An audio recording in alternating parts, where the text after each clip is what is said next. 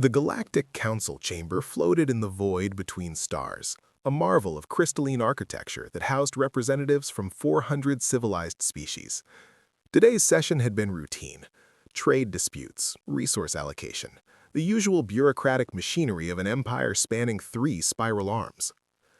Ambassador Marcus Holland sat in the human delegation's seats, his weathered face pleasant and attentive. He'd been Earth's representative for 6 years now, and he'd earned a reputation as patient, reasonable, and thoroughly unremarkable. That was exactly how he wanted it. The human colony on Kepler 442b has been officially established for 3 standard cycles, Marcus was saying, his voice even and diplomatic. We've followed all protocols, respected neighboring territories, and we look forward to productive— We challenge this claim. The interruption came from Warlord Thraken of the Kraavix Dominion, his 4 eyes gleaming with predatory satisfaction. Kepler 442b lies within striking distance of our hunting grounds. We cannot allow a potential threat to establish itself there. Marcus smiled. It didn't reach his eyes. With respect, Warlord, the colony poses no threat. We're farmers, scientists, families. The planet is Class 7, comfortable for us, relatively mild. Surely the Dominion has no interest in such a gentle world. Murmurs rippled through the chamber. The Kraavix were known as raiders, their species forged in the furnaces of a Class 9 world where everything was toxic, sharp, or trying to eat you. They respected only strength. Gentle, Thraken repeated, his mandibles clicking with what passed for laughter among his kind. Yes, like you humans, so gentle, so soft. Marcus maintained his smile.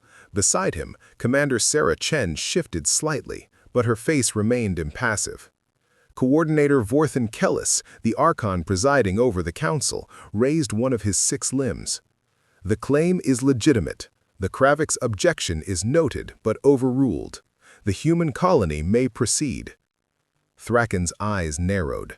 We shall see about that. 3 weeks later, the Kraavix Dominion battle fleet dropped out of hyperspace above Kepler 442b. Thraken stood on the bridge of the Bloodscale, his flagship, watching the peaceful blue-green world rotate below.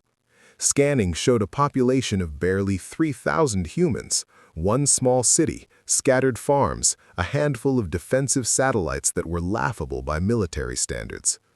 They haven't even raised shields, his tactical officer reported with disdain. Because they have nothing to fear from farmers and scientists, Thraken said mockingly. Hail them, let me see their terror. The view screen activated, showing a middle-aged human woman in a simple uniform. She had dark hair pulled back severely and calm brown eyes that assessed Thraken's bridge in one sweeping glance. This is Colonial Administrator Helen Park of New Portland. I'm guessing this isn't a diplomatic visit. No, Thraken agreed, enjoying this.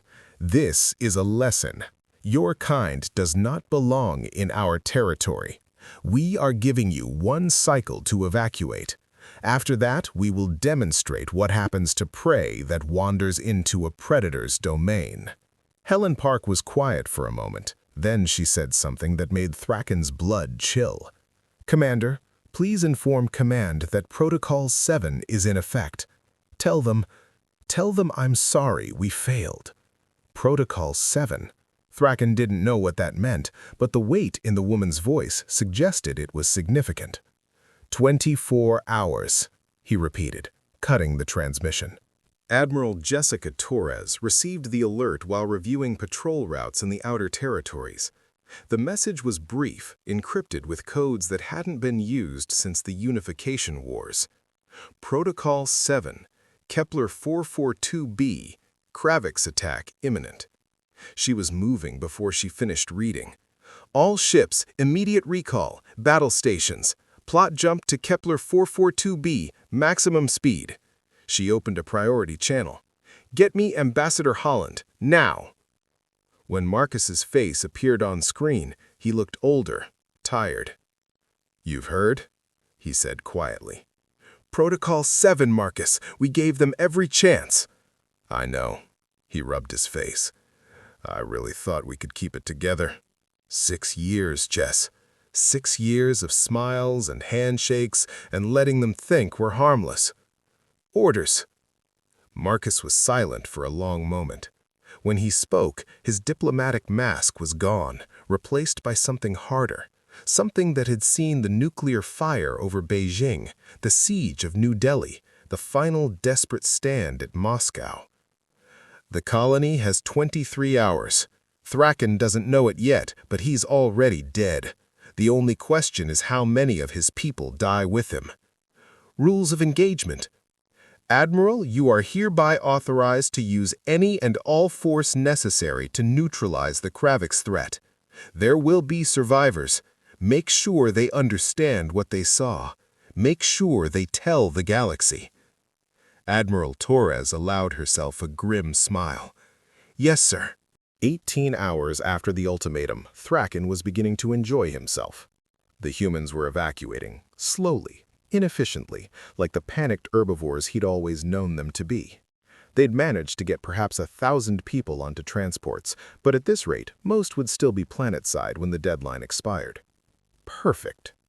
Warlord? His sensor operator called out. Hyperspace signatures detected. Multiple contacts. Thraken turned lazily. Their fleet. How many? 12?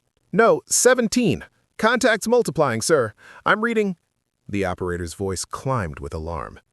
147 capital ships, carriers, battle cruisers, and something big, very big, coming through now. The Leviathan dropped out of hyperspace like a hammer of God. It was, quite simply, the largest warship ever built. 3 kilometers of armored death, bristling with weapons that made the Kraavix fleet look like antiques. It had been constructed in secret over 15 years, in the dark spaces between stars where no one watched. Humanity had hoped never to use it. Thraken stared at the monster vessel, at the fleet surrounding it, at the overwhelming display of military might that had appeared in his ambush like a door slamming shut. His tactical board lit up with target locks, thousands of them, all focused on his 30-ship raiding fleet. This is Admiral Jessica Torres of the Terran Defense Fleet, a woman's voice announced calmly over the emergency channel. You have 30 seconds to power down all weapons and prepare for boarding. This is your only warning. Thraken found his voice. You're scientists, diplomats. You can't... 20 seconds. We are Kraavix. We are warriors. 10 seconds.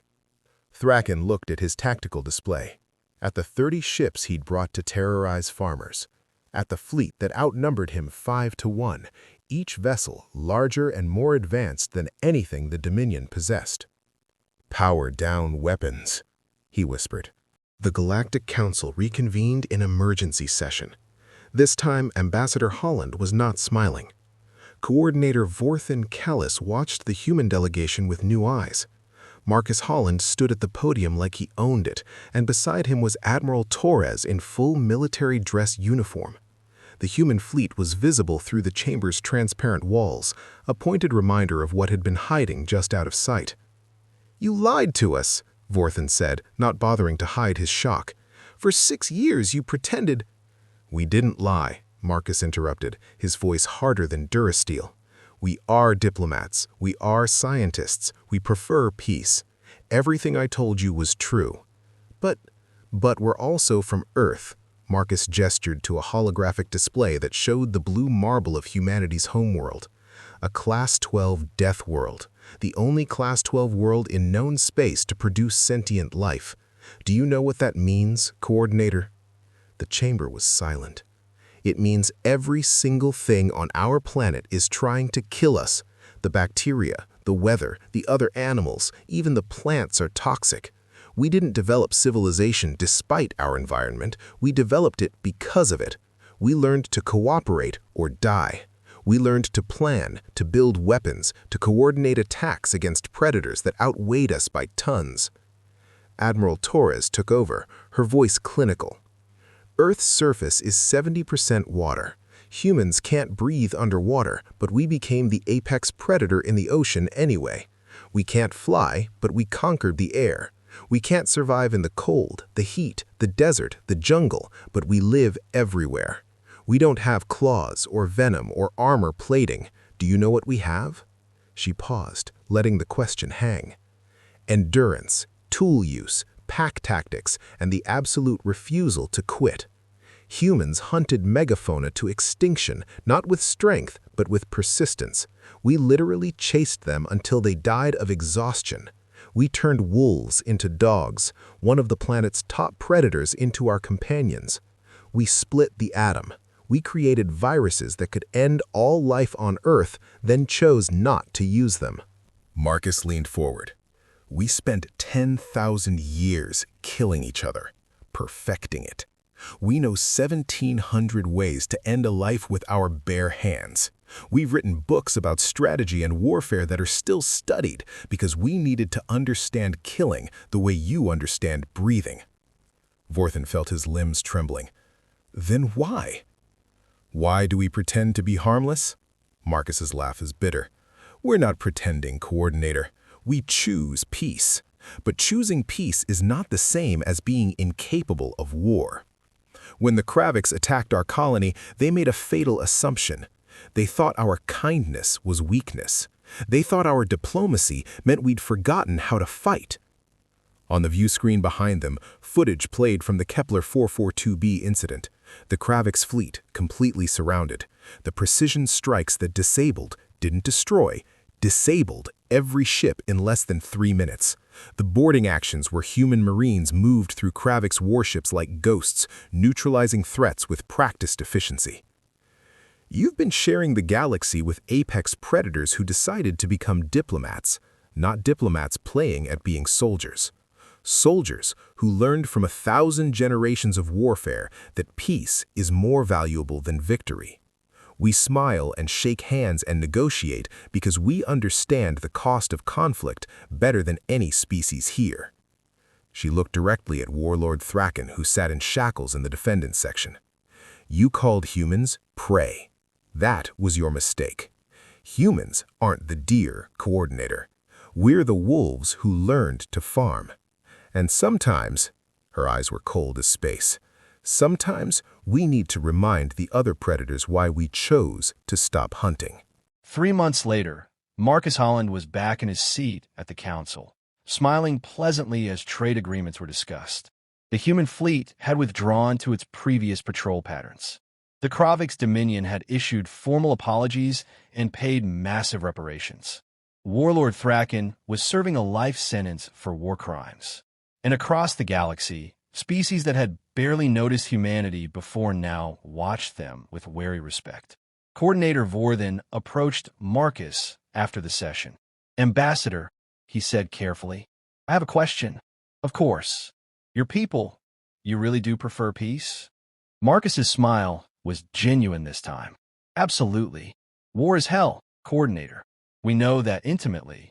Every human child learns about the unification wars, about the billions who died before we finally learned to cooperate. We don't want to be warriors. But you can be, when we have no choice." Marcus looked out at the stars. "There's an old saying from Earth, speak softly and carry a big stick." We tried the speaking softly part. The Kraavix made us show them the stick. Vorthen was quiet for a moment.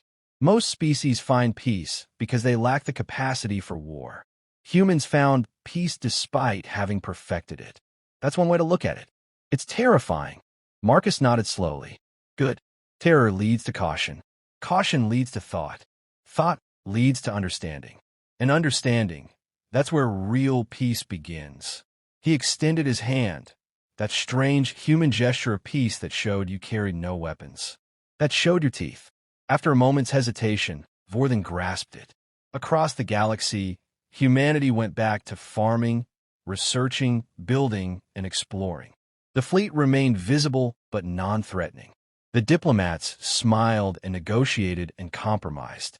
And in the dark spaces between stars, in the memories of every species that had seen what happened at Kepler 442b, a new understanding took root.